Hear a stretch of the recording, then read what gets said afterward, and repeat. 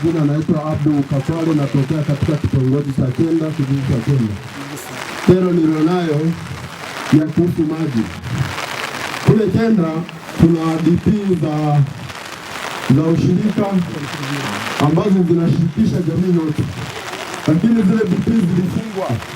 Sasa hivi kuna mabibi ambao hawana uwezo wa kwenda kuchota maji mbali, lakini hiyo huduma haipo.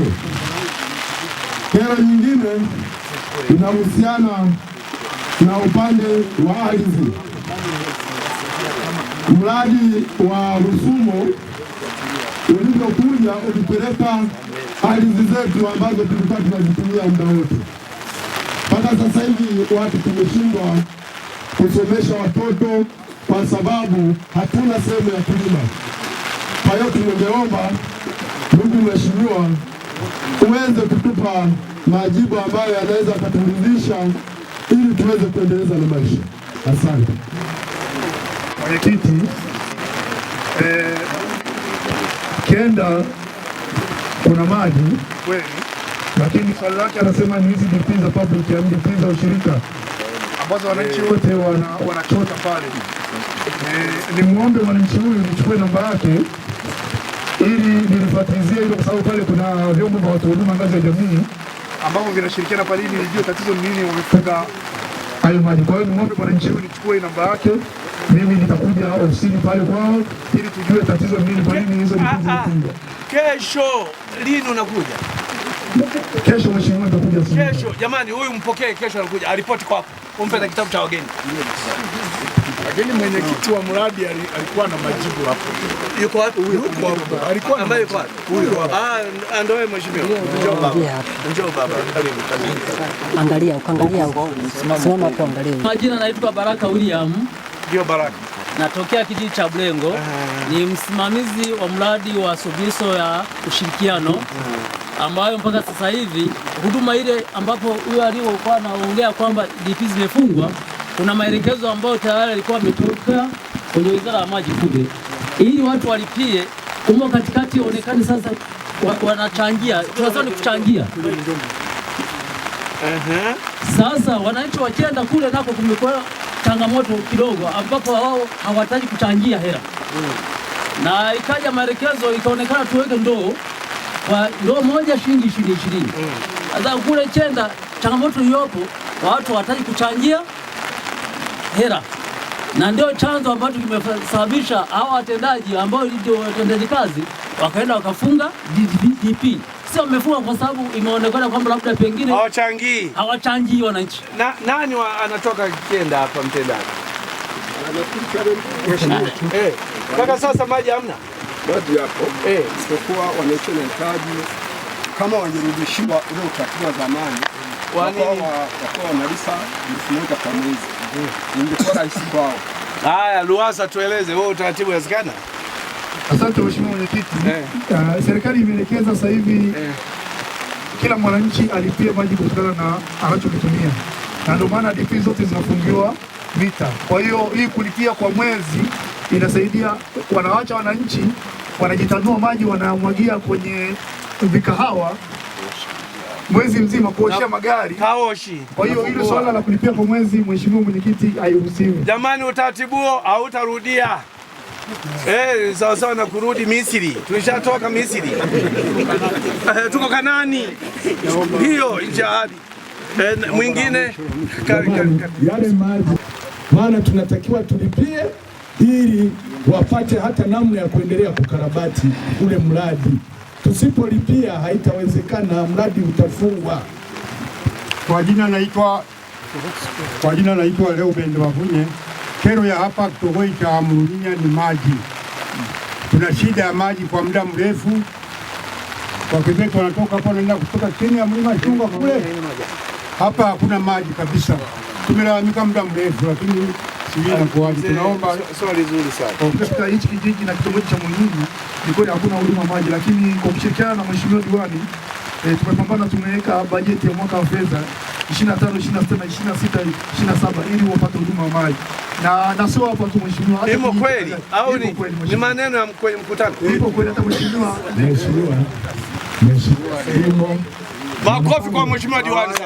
Na mpango uliopo ni kuleta zile nani za kuchimba. Sawa. Maana hapa tumetafuta chanzo kwa ajili ya kuleta maji ya kuvuta ya gravity. Tumekosa. Tumeweka utaratibu na kwenye budget tunaleta zile mashine, tunachimba kisima, halafu tuna supply maji kwenye eneo la Mrinyinya. Very good. Makofi kwa Mheshimiwa Diwani. Sasa maswali yameisha, tunamkaribisha sasa Mheshimiwa Diwani wetu. Tuage sasa, ongea utuage. Murukurazo oye! Oye! Mimi naona macho yanaendelea kuwatoka wananchi. Bado kuna kero zipo, sijui. Kero ni nyingi mno, tatizo hali ya hewa mnasemaje? Haya, wawili basi. Wenye kero wawili. Wewe si umesema? Wenye kero wawili. Haya. Mimi kwa jina naitwa Ernest Brasio. Ndio. Kwa nafasi hii. Kero namba moja. Unaweza kuzungumzia vijiji ambavyo vitakayopewa umeme. Umeme jiandae. Tulikuwa tunakuomba Mheshimiwa Mkuu wa Wilaya katika kitongoji cha Mrinyinya ambaye umeme uliopo huko kama kwenye ubalozi mmoja. Tulikuwa tunakuomba hizo nguzo zinateremka kwenye vijiji jirani Bulengo muweze kutusaidia, muweze kutuwekea kwenye laini hiyo ndogo na sisi tuweze kutoa umeme. Hivi sasa hivi Bulengo ina umeme? Bulengo ina umeme. Very good, very good. Mbili. Hapa tunayo choo katika kwenye hii soko. Hii soko imeshakuwa na hadhi kubwa sana. Tulikuwa tunakuomba Mheshimiwa Mkuu wa Wilaya uweze kutujengea nyingine choo nyingine ya kisasa. Tatu. Tunaona mtu wa halmashauri anahusika na mapato, kwa nini hamna choo hapa? Tatu. Sogea hapa. Tatu. Kwenye shule yetu ya msingi kule Nyakiziba haina umeme. Tunakuomba kabisa uweze kuliangalia hili jambo hilo iweze kupewa umeme katika kwenye shule hiyo. Asanteni na Mungu. Mkuu wa Wilaya, na namshukuru pia mwananchi ndugu Ernest kwa kuuliza maswali mazuri sana kwamba Mrinyinya umeme unaishia kwa balozi chache kwa balozi mmoja na shule ya msingi ya Kiziba kuwa haina umeme. Kwanza nipende kuwafahamisha wananchi, kata yetu hii ya Murugulazo ina bahati sana kwenye miradi ya umeme. Mheshimiwa Diwani atakuwa ni shuhuda wa hili. Nyinyi leo nimwaelezea miradi ambayo tuko nayo, na miradi ya umeme iko mingi. Hii miradi ni kwa mwaka wa fedha 2025-2026. Serikali ya Dr. Samia Suluhu Hassan awamu hii ni kuhakikisha kila mwananchi kitongojini anapata umeme. Ndio maana unaona miradi ya sasa hivi ni ya kupeleka umeme vitongojini.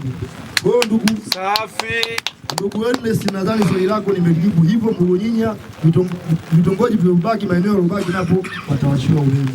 Lakini hili la shule ya msingi Nyakiziba kuwa haina umeme, ndugu zangu, mtu akiwa hana umeme na anajua anataka kupata umeme, anatakiwa aombe kuunganishiwa umeme. Amejiona yuko karibu na miundombinu ya umeme, umbali wa miguu, sisi tunasema mita 30, lakini kwa sisi vijijini tunahesabu matambo yale kama tunauziana mashamba. Matambo 40, umbali wa matambo 40, unaona nguzo ipo karibu kwako, omba kuunganishiwa umeme. Na tunaomba kuunganishiwa umeme kupitia simu za mkononi. Aidha una simu kubwa au una simu ndogo. Kupitia simu kubwa unaweza kuomba kuunganishiwa umeme, smartphone ama simu janja. Na mtajiuliza kwamba kwa hiyo mimi nikiwa sina smartphone naomba ama siombe? Ukiwa hauna smartphone vile serikali haijakuacha, TANESCO haijakuacha. Utapitia una simu chako kidogo kitochi, utabonyeza *152*00 reli. Hiyo ni menu ya serikali.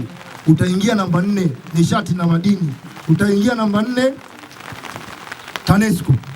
TANESCO utaona huduma za TANESCO pale. Namba 1 ombi jipya la umeme, namba 2 kuangalia hali ya ombi, namba 3 kuangalia mita yako inadaiwa kiasi gani, kama wale ambao tayari wana mita anataka kujua anadaiwa kiasi gani kodi ya jengo. Namba 4 kupata miamala 4 ya mwisho ni token, kama umezikosa unaweza ukazipata kupitia simu yako ndogo kiswaswadu ama simu ya kitochi. Kwa hiyo ndugu zangu, anayehusika sasa na shule ya msingi Nyakiziba ataomba kuunganishiwa umeme na anatakiwa. Yuko wapi? Ni nani? Anatakiwa na namba ya usajili kwa taasisi. Mkuu wa shule kwa taasisi mwalimu mkuu, si ndio? Sasa kwa nini afanye hivyo? Kwa taasisi anatakiwa ana namba usajili ama TIN namba ili aweze kuomba. Hebu tumsikilize mheshimiwa mkuu wa wilaya. Ni wiki iliyopita tulienda na mtu wa survey. Tulienda kwa ajili ya kuweka umeme zahanati na Kiziba na shule ya msingi na Kiziba, kuwapa umeme nyumba za walimu, kuweka umeme kwenye nyumba za walimu na kuweka umeme kwenye maeneo ya ofisi ya shule ya msingi na Kiziba. Kwa hiyo muda wowote, bahati nzuri tulikuwa na mwenyekiti wa pale, muda wowote na wakati wowote umeme kwenye shule ya msingi na Kiziba watawawekea. Safi sana, very good mheshimiwa diwani. Mama niongeza hapo kidogo mheshimiwa diwani. Kama survey ameshafika, maana yake sasa nguzo zitafika hapo Nyakiziba shule ya msingi na zahanati. Wanachotakiwa kufanya hizi taasisi ni waombe kuunganishiwa umeme, na kwa taasisi wanatakiwa wawe na namba ya usajili wa taasisi au TIN namba ya taasisi. Waombe tu, hatua nyingine zitaendelea. Very good, safi sana. Sasa mfuatilie basi. Hivi huyu mwalimu yupo?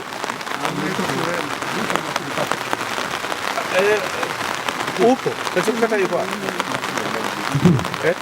Hilo swala tulishafuatilia na mpaka leo asubuhi ofisi ya mkurugenzi imempigia simu mtendaji wa kijiji cha Kiziba kwenda kufanya mapitio kwa ajili ya kuwapa fedha ili waweke umeme kwenye taasisi hizo. Leo asubuhi ya leo. Very good. Afadhali. Kuna progress. Jamani, afadhali. Amefanya kazi sana. Sawa. Karibu mama. Na wewe wa mwisho. Mama na wewe. Jina Ndanganye, mwenyekiti wa kitongoji cha Kamaundu. Na mimi ninalisomea hii la umeme. Mimi nimo ndani ya kitongoji cha Tenda. Tenda ina vitongoji 5. Lakini vile vimeshapata umeme, lakini kitongoji changu kimebaki. Usoro wamepata, Kabimba wamepata, Tenda wamepata, Kabuya wamepata, lakini kitongoji changu kimebaki hakina umeme, kimebaki katikati, na wananchi wa Kamaundu wanalalamika. Hivi wewe mwenyekiti wetu, mama, unafanya kazi gani? Unafanya kazi gani? Kama wengine wanaweza kupata umeme, kitongoji chako kinabaki katikati. Mkono wa kulia wapate umeme wawashe, kushoto wawashe, na juu yetu yani mpakani na Kabuya na Kamaundu wapate. Halafu sisi kubaki ni katikati, hatuna umeme. Wewe hausemi, na mimi ninaomba nifikishe ujumbe la umeme. Safi. Na mimi naomba kitongoji changu kipate umeme. Mama oye!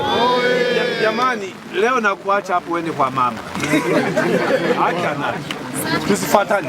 Kwa nini hamna umeme kwa mama? Na inawezekana ni mwenyekiti pekee mama. Na kweli. Unaona sasa? Aro, unabaki na mama. Pamoja na majibu yako unabaki na mama. Kabla hapo mheshimiwa, tulikuwa tunajua ni tatizo. Na kama nilivyoeleza awali, kuna miradi mingi ya vitongoji inakuja, lakini kwa sasa kata ya Mburugulazo imepata vitongoji 6 ambavyo vyote vina miradi mingine inakuja. Kwa kila kitongoji ambacho kinaona hakina umeme au hakijapata mradi kupitia miradi inayokuja, nao watapelekewa umeme. Ambao ni lini sasa? Mheshimiwa mkuu wa wilaya, ni mpaka ambapo tutakapouliza tukijua miradi mingine itaanza lini. Unasikia bana? Huyu mama kwanza na hofu uende wenye kichwa wake akapoteza. Pasta hili. Wango kweli? Vyote vimepata. Yeye tu. Naomba nisaidie. Hebu saidia mheshimiwa. Naomba nisaidie hapo mheshimiwa mkuu. Hii miradi tunapeleka kwa awamu. Hata hivyo tuna vitongoji cha Nyenibwego, tuna kitongoji cha Kigona, tuna kitongoji cha Katenga, tuna vitongoji vingi bado havijaingia kwenye miradi. Sasa kama unavyojua tunaenda kwa awamu. Hii awamu, najua hii miradi ni ya leo.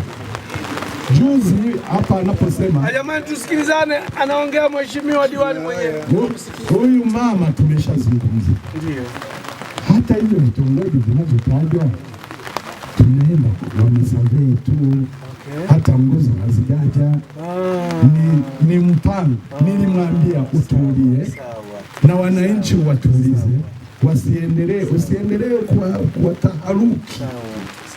Serikali ya Mama Samia Suluhu Hassan ni sikivu, tutaendelea hatuwezi kuwaacha, maana na wao ni walipa kodi wetu. Kitongoji hicho cha Kamahundo tunakitambua kwamba wana uhitaji wa umeme na lazima watapewa umeme. Tulipomaliza kufanya survey kwenye kitongoji jirani, nilimuonyesha kitongoji kile, akasema tunaenda tutafanya utaratibu na chenyewe tukiweke. Kwa hiyo mama avumilie, ndani ya mwaka huu tutakapoletewa vitongoji vingine cha kwake kitakuwepo. Asante, bora bwana, tumsupport kwa makofi mama. Nilikuwa nataka alizike hivi afurahi. Wa mwisho njoo. Baada ya mheshimiwa hapa, mheshimiwa mzee wetu, tuendelee. Kuja kutokeza hapa junction, lakini hapo pale mpaka sasa hivi pameshaitwa barabara kwa Mora, ambaye ni mwenyekiti wa kitongoji yule alisimama pale, huyo mrefu huyo pale pembeni. Sasa ukifika pale wanasema umefika kwa Mora. Kwa hiyo ile barabara kuna yani kama vile kuna kichuguu. Kwa mvua ikinyesha kama sasa hivi, kwa kweli pikipiki, usafiri wote unasimama. Hata kwa mguu ni shida. Kwa hiyo nilikuwa naomba baada kwa nimesikia afisa wa TARURA wengine wamepata kwa ajili ya kutengenezewa na kurekebishiwa kumwaga changarawe na nini. Unapopata hapa, anaposema unapofahamu hebu njoo utoe maelezo. Utoe maelezo. Sio kufahamu tu. Mheshimiwa Mkuu wa Wilaya, lile eneo tunalifahamu na ile barabara imetengenezwa mwaka jana, matengenezo ya kawaida. Kwa hiyo kutokana na hizi mvua zinazoendelea kunyesha, kweli ile eneo ni korofi na hatuwezi barabara kutengeneza mwaka jana ikatengenezwa tena mwaka huu. Tumeona kwanza kwa kata ya Mukulazo tuanze na hizi ambazo nimewaeleza pale, tunapafahamu. Mimi naomba kwa mwaka mwingine tutapasavei, tutapawekea changarawe sana. Tumemwelewa makofi sasa kwake. Bado. Sasa jamani, hebu nisikilizeni. Mukulazo huyu hapo tutamnyonga bure. Wewe mtetee. Na yeye subiri, anaenda kwa bajeti wanayopata kutoka serikali kuu. Bajeti ya TARURA jamani sio kubwa kama hili TANROADS si ndio hivyo? Kwa hiyo anachokipata ndio hicho. Sasa naangalia sehemu korofi, nipeleke wapi vitu kama wilaya yote ya kwake. Jamani, ukizunguka wilaya hii na sehemu kama hizo nyingi tu. Uongo kweli jamani? Lakini muelewe itakuwa kwenye mpango huu. Sio hivyo bwana? Ndio maana walikuwa wanalalamikia sana hii. Tumeweka kilomita 4. Sasa tukatekeleza na kule wilaya vitu kama hivyo wanaenda jamani, wanaangalia na sehemu zingine vitu kama hivyo na nini Jamani, hebu mtuelewe hivyo. Nashukuru. Mheshimiwa karibu. Mukulazo oye!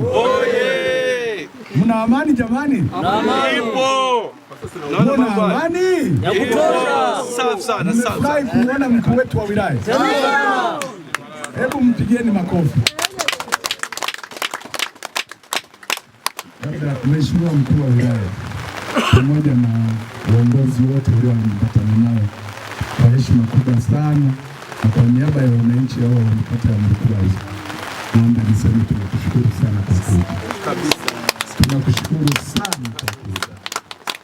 Japokuwa hali ya hewa, lakini sisi wahangaza huwa tunasema anapoenda mfalme mvua isinyeshe, huyo mfalme hana baraka. Sasa usije ukasikitika ukaumia kwamba mvua imetuvurugia, ni kwa sababu imekuja na wananchi hawa wana upendo na wewe. Nadhani umeona walivyofurika sana. Wamefurika, walikuwa na hamu ya kukuona, maana walio wengi walikuwa nasikia mkuu wa wilaya, kamanda wa vikosi.